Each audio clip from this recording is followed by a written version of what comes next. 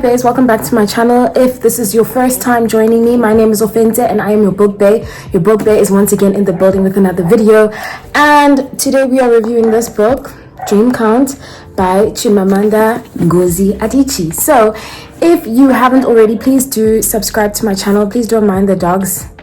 The neighbor's dogs stay doing the most. I hope that isn't too distracting. And yeah, so I really need to get myself a new ring light, because if you watched my previous video, I was explaining, let me just close this window. I was explaining how I'm actually like filming with my phone on the ledge of the window, and I need a new ring light. I need to kind of like, what's the word, invest in my craft, because it's been a minute since I actually brought things towards my channel. But because I'm just such a inconsistent YouTuber, but you know what, like that's another story. I think that I got to a point on this channel when I was just so concerned with how well it was doing, if the videos were getting enough views, and then I lost like the point of the channel, which is actually that I just want to come on here and talk about my books. And if I'm growing the community, that's amazing too, but for the most part this is just a celebration of my love of books and an online journal. I actually went all the way back to my first videos and I wanted to have a look and see what was I actually about, like what was I talking about, what did I really feel or want to bring to YouTube when I started this channel. And that was really inspiring and it helped me a lot. So yeah, but with all that being said, let's get into the video. So we are reviewing this book, Dream Count by, let me just see, I think the screen is not, is that better? Not sure about the lighting, but yeah, that's a story, that's a developing story. So this book, Dream Count by Adichie, and first things first, I just want to talk a little bit about like the background behind the book. So I read about the author's notes, and I also did some research surrounding the book, like just before I started reading it.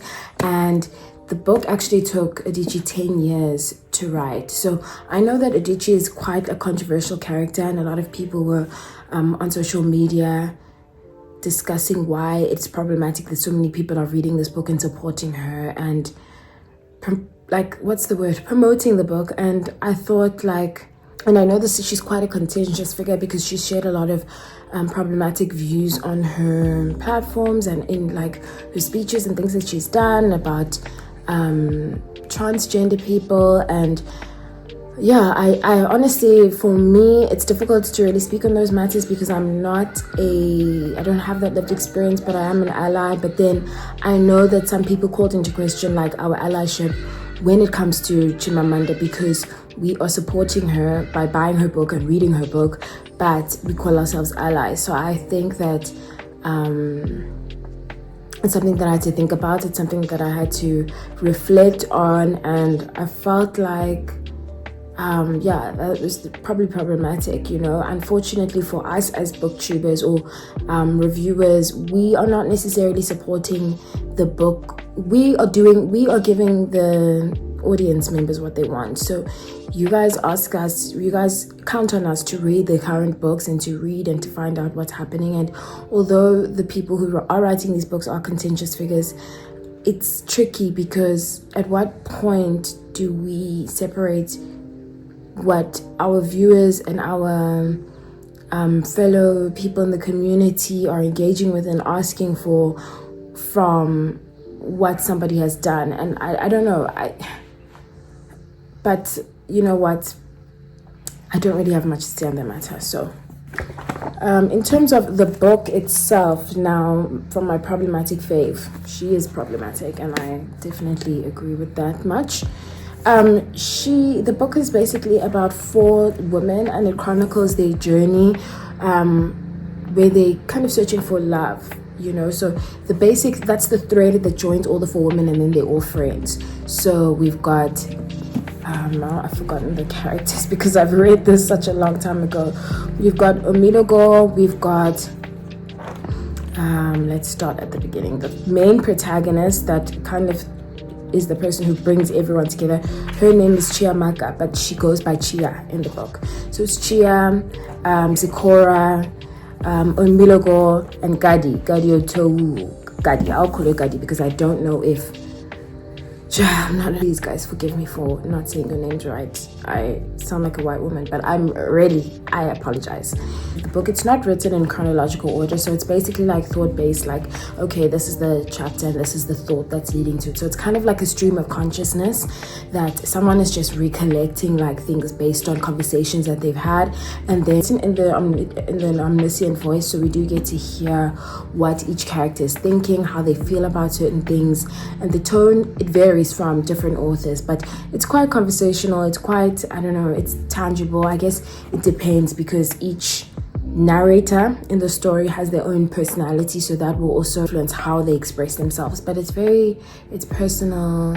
You get to know them on a very intimate level. You get to hear like their thoughts and their flaws and how they are dealing with certain things. I will say that the book was very powerful. I think my favorite chapter was Zikora's chapter, because Zikora and Gadi, because I think they were the two protagonists that for me, I felt like the story was so raw. Gadi, because she was just so naive and she was just trying to like make her way through life, and things were just kind of happening to her that she couldn't necessarily control. She just wanted to be a good daughter to her mom, a good sister to her sister, and a good mother to Binta. And I felt like for her, I'm not a mother, but I resonated with her a lot.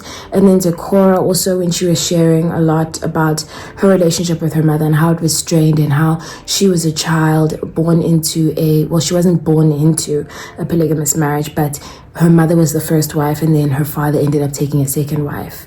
And so just the complexity dealing with that. So those are just some of the themes coming out already: marriage, friendship, sisterhood, dating, the search for love, all of that stuff. So yeah, those are the themes that come up. In addition to those themes, I can think of money, class, consciousness, travel, stereotypes and prejudice against specifically Black women, but also dating. Interracial dating is a big one. This idea of marriage, but not necessarily just marriage as a concept, but getting to that point where you are ready for marriage or you will be married. This idea of being picked, that you can be a successful woman with everything, but there's some things that you're just not in control of, and that's if you will find love, or if you will find the right person to love you and to reciprocate the love that you have to give. So that was quite powerful. I do have things that I highlighted here. We were talking about how Zikora's chapter was my favorite chapter, so I just want to read this little paragraph on page 143. It says, "Her son woke up and began to cry. His tiny tongue quivered as he cried his high-pitched, screeching cry. Her mother hurried to his glass-walled crib next to Zikora's bed, picked him up and began pacing back and forth, holding him until he fell asleep." So Zikora struggled with postpartum, another theme in the book, postpartum depression. I think it largely had to do with the fact that she brought this child into the world under very painful circumstances. I mean, she wanted a child, and I guess it was lost in translation that she was going off the pill because she wanted a child, and it ended up being her bringing the child into the world as a single mother, and the father basically wanting nothing to do with her or the child, which was very painful because you could tell like the father of the child was a very kind man, but she kind of tricked him in a way, because I guess she spoke about how they used to discuss everything very fully, and then when she decided that she wanted to have a child, she just told him, "I'm going off the pill." And then he was like, okay. But she didn't actually explicitly say, "I'm going off the pill because I would like to have a child with you. How do you feel about that?" It wasn't a conversation. It was really something that she just said, "I'm doing this." And then he said, okay. And she just inferred or assumed that he agreed and was happy to have a child. And wow, he was such a great guy. Like, oh, it makes me sad, because I wonder how many people actually end up losing the love of their life or a good man because of a like violation of the social contract that you've built in your relationship. Because the fact that she spoke about how they used to discuss things very fully, she used an example about how even where to sit at the restaurant was like a full-blown discussion, and he would always make sure that they were on the same page. Like, he wouldn't just make the decision for her. He would always say, are you happy with this? And really wait for her response, not just saying like, oh, okay, this is what we're going to do, are you happy with this? But he's already kind of made the decision. No, they were that couple that really came together and discussed things fully and agreed on things together as a team. So for her to make such a big decision without him feeling that he was consulted was really, that's what I think of it as, a violation of the social contract. But it's something to be said that he could just abandon her and know that his child is out there without him as a father too. I don't know, it's very tricky, because in some ways you can view her as being very manipulative, but also kind of desperate. It made me really sad, because I don't know, I wonder how many other women find themselves in that position. In any case, when you look at it from his perspective, it's also really not fair. Like, he didn't say he wanted the child and then she just kind of forced it, but then he could have also taken the necessary precautions while they were engaging in sex and made sure that he was wearing a condom. So it's an interesting conversation. I actually wish I could have that conversation in the context of like a book club, because I think I would like to hear the different views of how people thought about it. So maybe you guys can comment down below and let me know what you thought if you read the book, or what you've thought based on what you've heard. So those were some of the themes that jumped out. And then in terms of the tone of the book, we discussed that it was quite conversational and also dependent on who's speaking. So it varies from quite a little bit formal now and then to quite informal, but generally quite colloquial, depending on the narrator and how they choose to express themselves. So in terms of what I liked about the book, I liked what did I like? Let me think, because it's been a while since I finished the book. I liked the fact that it was like we really got to know each character. I like the fact that I think now the more and more I think about it, that I really do believe that my favorite chapter was Zikora's. But other themes in the book: sexual violence, assault, sexual assault. That's a big thing that comes up in Gadi's chapter, although I won't go into too much detail about that because I want you guys to read the book. But if you have read it, what did you think about how that was explored, and what did you think about the power dynamics that were explored while with her situation? Please comment down below. I think that's what I liked about the book. It was raw, it was authentic. What I didn't like about the book, I don't think I really liked Chia's character, because I felt like she came across as quite naive, and I didn't want her to, but she just came across as this like clueless, airhead, rich girl. But like, what I do resonate about her chapter, or her like being, is the fact that she just really wanted like a real love, and the people around her just didn't understand what she wanted, but she just never settled. Like, she knew what she wanted, and it didn't matter what anybody else said around her.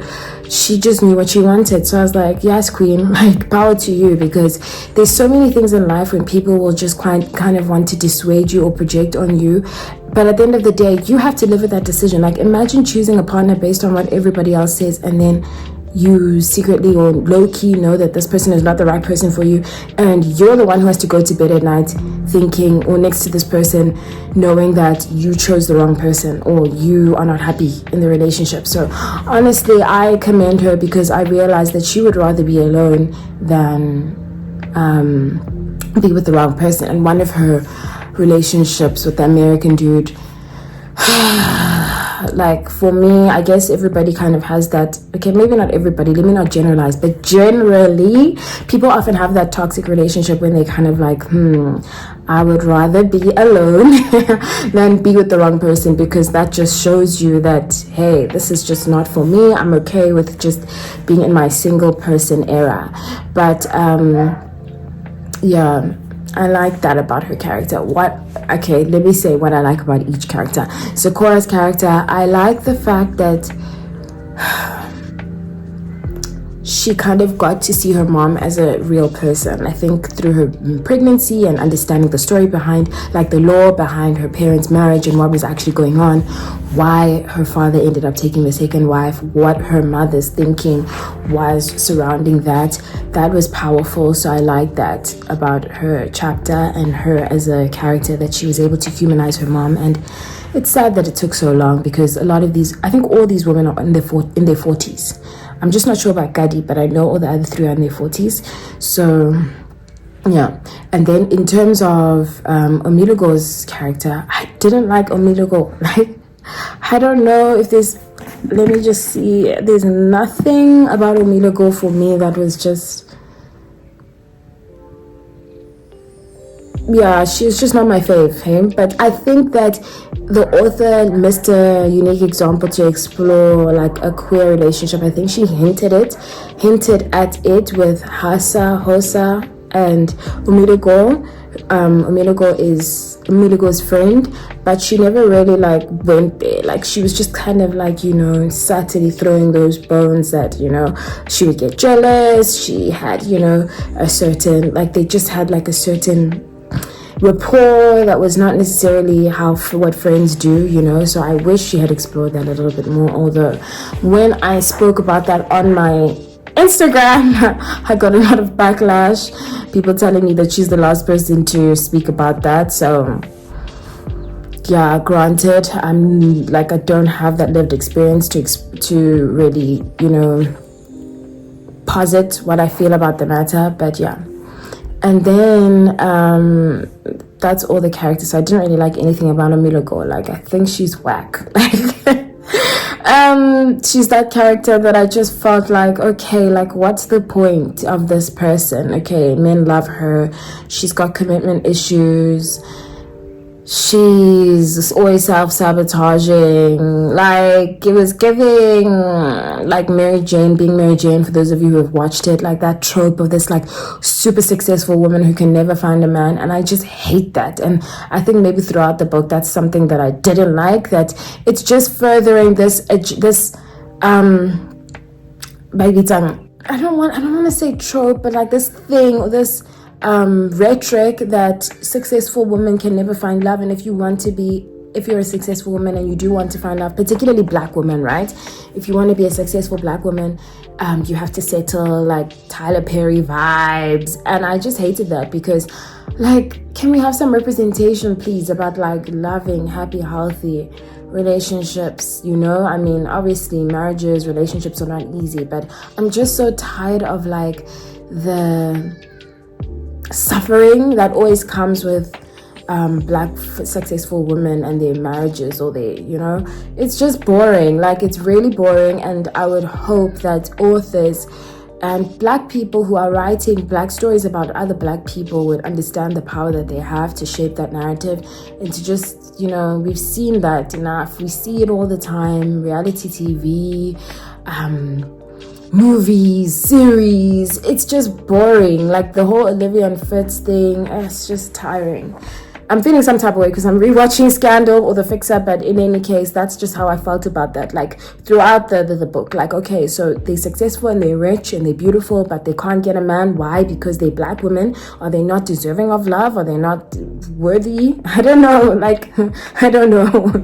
That's something that I'd like to actually just find out. But in the author's notes, Adichie talked about how she wrote this book, and the real love story is not about men, it's about sisterhood and friendship and finding yourself. And I think for her, she said something interesting. What did she say at the beginning of the author's notes? I wanted to actually bring up. She said it was a story of grief also, that it helped her like in the process of mourning her parents that she lost. So it says, when my mother died too soon after my father, life's cover was ripped off behind an unmoored sense of nakedness, a straining and longing to take back time, a desperate addiction to looking away, a terror of acknowledgement, a fear of finality, and most of all, ceaseless sadness, anger, each sometimes emerging, wrapped in the other. Little wonder then, there is so much here about mothers and daughters, highlighted by the scene at the end. Kadiatou and Binta, mother and daughter, beginning anew. First paragraph though says, dream count is, yes, about the interlinked desires of four women, but in a deeply personal way, not obvious, at least not immediately so to the reader. It is really about my mother. About losing my mother, a grief still stubbornly in infancy, its so-called stages not so much begun as utterly irrelevant. Its contours intact and untouched, the confusion and disbelief, the myriad of regrets. So when you read the book, keep that in mind, guys. Okay, this video is quite long, but it is what it is. So that's what I liked about the book, I guess.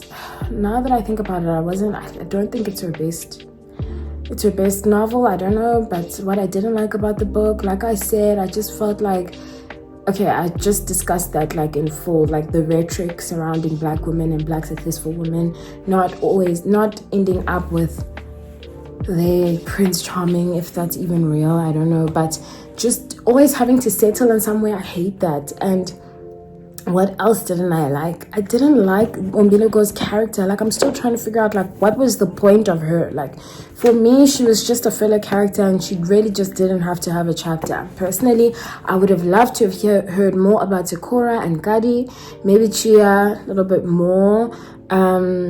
Yeah.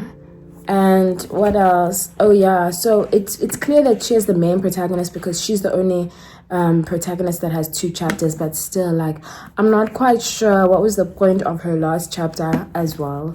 I mean, yeah, there's a lot of things that I just didn't understand, like, for me, that were just kind of up in the air. But if she then talks about how in the author's note that this book is about grief, and it's also about, like, a lot, she said, a grief so stubbornly in infancy, its so-called stages not much as begun is utterly irrelevant, its contours intact and untouched.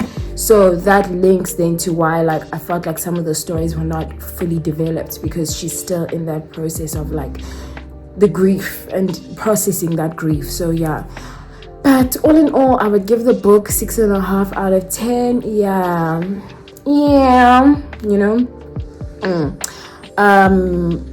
Yeah, that's all I really have to say about that. Some multiculturalism that I liked in the book, some themes that I enjoyed, like, you know, how steadfast the women were in their resolve to not settle.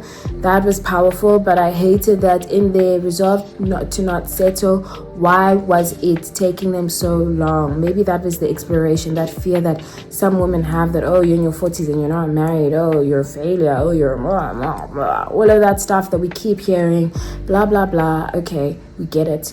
But yeah, that was powerful, I guess. Maybe that was the point. But yeah, the writing was cool. Omelogo's character for me took off 3 points. And then the fact that I felt like the writing was not well developed. I felt like some missed opportunities for exploration there, like with Omelogo's character. Maybe that's the point, that she was just that hint at, like, you know, the queer experience. So I wonder. But yeah, please let me know what you think. Have you read the book? Do you intend on reading the book? What books are you reading? Which books do you like reading? Which books would you like me to review on this channel? And I'll be back when I'm back, honey. Bye for now.